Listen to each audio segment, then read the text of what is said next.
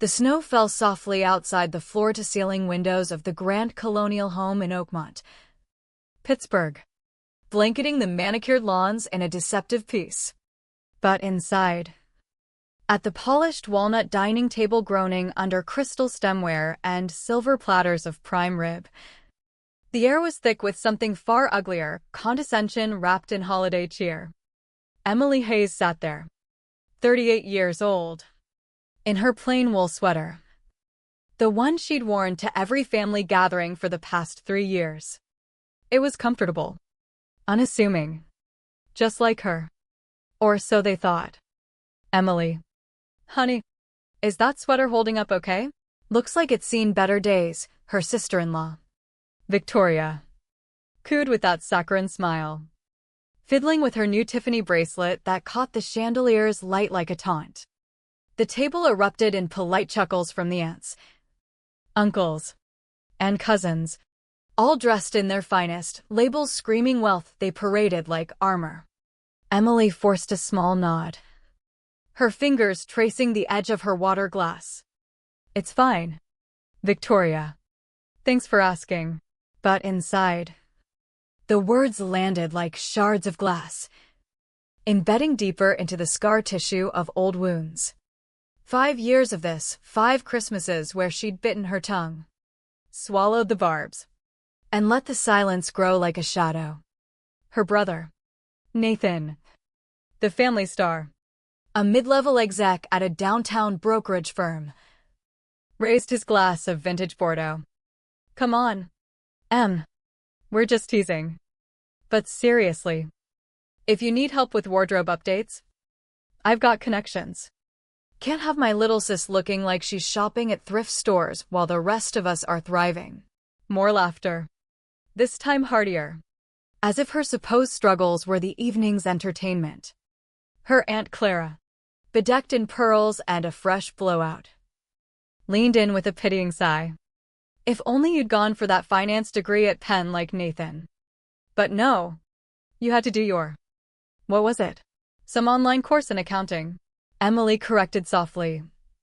It was the executive program at Pitt's business school, but her words dissolved into the air, unheard. As they always did. She watched them all. These people bound to her by blood but severed by judgment. Nathan's Rolex gleamed with every expansive gesture, a symbol of his success that masked the maxed-out credit lines fueling it. Victoria's designer purse sat at her feet, stuffed with receipts from Saks Fifth Avenue sprees. Aunt Clara's rings flashed like beacons of borrowed opulence. Even her cousin Derek, slurring slightly after his 4th scotch, chimed in, Em. Those little knitted scarves you gave everyone? Adorable. But maybe next year.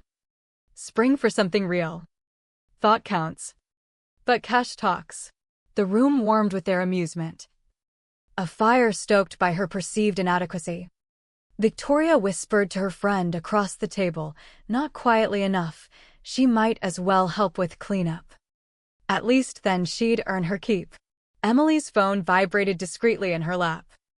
A text from her COO, all accounts locked. Ready on your signal. She didn't respond. Not yet.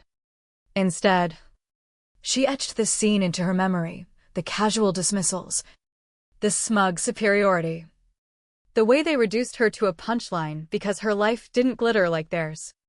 It wasn't just words, it was a betrayal. Year after year. From the family who'd once promised unconditional love but now conditioned it on status and spending. The pain had started small, like a crack in ice. Back when she was 33 and fresh off inheriting a modest portion of her grandfather's estate. They'd all gotten shares. But while Nathan blew his on a down payment for this very house and flashy upgrades, Emily had invested quietly.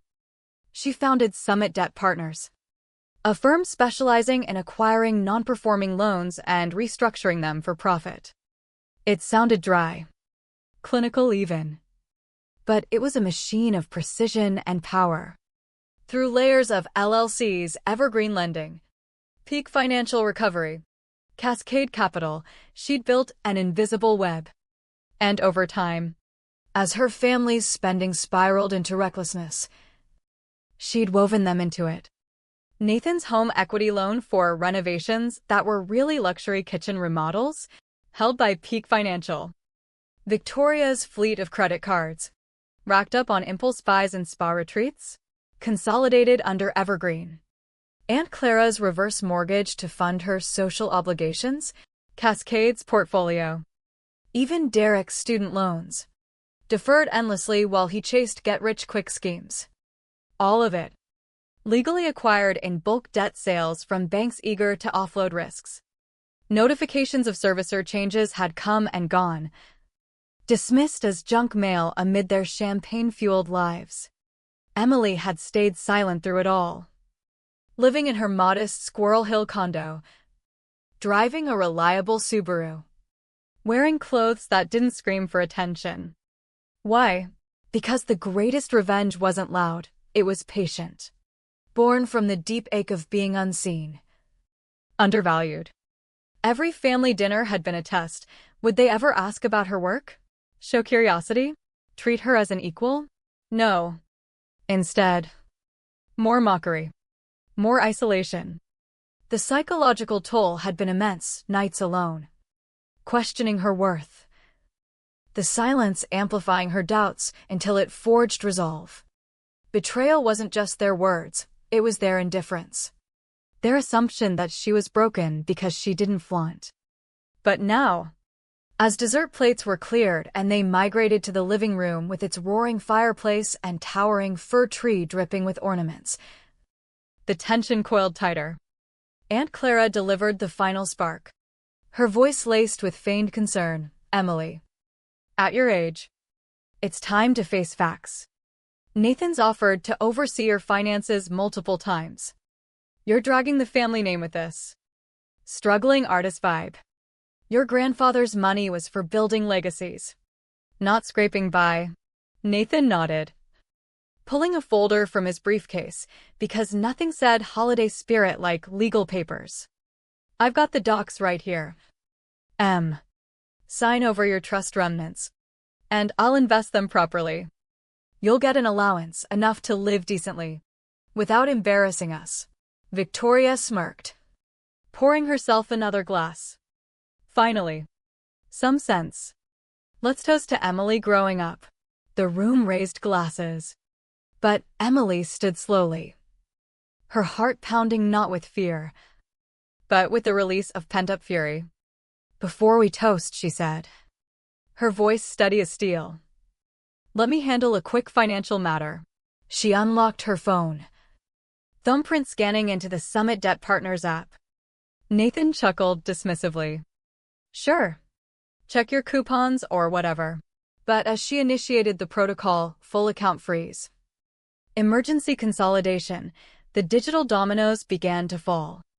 30 seconds later, the symphony started. Nathan's phone pinged, card declined, contact servicer. Victoria's followed, account frozen for review. Aunt Clara gasped at her banking app, insufficient funds, restructuring in progress.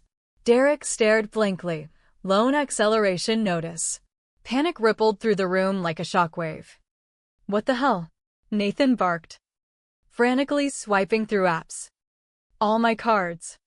Locked. The mortgage app says transferred and under audit. Victoria's face paled under her makeup. Mine too. This must be a hack. Emily crossed her arms.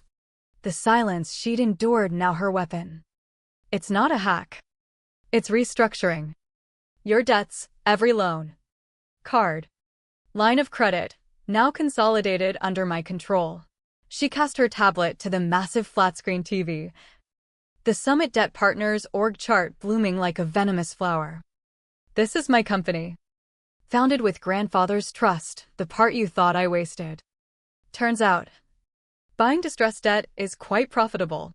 The revelations poured out, each one a hammer blow to their illusions. Nathan's mortgage on this house? Hers. With payments 3 months delinquent to fund Victoria's essentials. Victoria's $500,000 in revolving debt? Itemized on screen. Interest compounding like their regrets. Aunt Clara's equity line? Ballooning due to unchecked withdrawals for procedures and parties. Derek's loans? Deferred no more. This is insane, Nathan stammered, his executive facade cracking. Illegal. But Emily's voice rose, the damning emotions bursting free. Legal as hell. You ignored the transfer notices. Too busy living on borrowed time. For 5 years. I've watched you betray me not with knives, but with words that cut deeper. Calling me a failure. Suggesting I serve you like staff. Making me feel invisible because my success wasn't flashy. Tears stung her eyes. Not from sadness, but from the raw release. The psychological weight she'd carried, the isolation.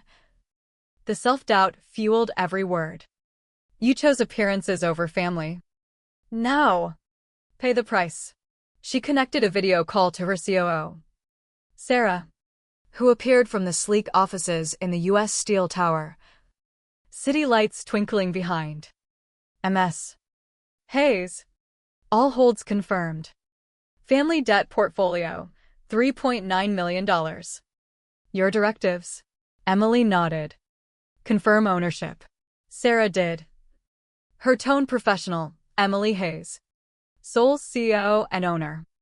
Valued at $612 million. The room gasped. The number a gut punch. Derek dropped his glass, shattering the silence. Victoria sobbed, How? You're poor. Emily's laugh was bitter, edged with pain. Poor? That's what you made me feel. But I built this in the shadows, while you drowned in debt. This isn't just revenge, it's the consequence of your choices. The betrayal of blood. She displayed their profiles, Nathan's pyramid of cash advances, Victoria's addiction to luxury masking emptiness, Aunt Clara's depleted trust fund pillaged for status. You've lived lies, judging me to feel superior. Now, face reality. The restructuring terms flashed, budgets capped at essentials. No luxuries without approval. Mandatory financial therapy to address the root, entitlement born from insecurity. Option 1, accept. Rebuild over 10 years. Learn humility. Or option 2, I accelerate everything. Bankruptcy by New Year's. Nathan pleaded, We're family. Mercy. But the word twisted in her gut, the same family who'd silenced her pain? Mercy? You showed none. Your choices cost trust. Bonds. This is the price. She gathered her things, the weight lifting as she walked out into the snow. Texts flooded in bags. Threats, but she blocked them. The silence now her peace. In her chalet rental in Vale days later, as signatures rolled in under duress, Emily reflected on the cost. Her own heart hardened. Relationships shattered. Revenge didn't heal, it exposed the voids. But in that exposure, perhaps growth for them. And for her.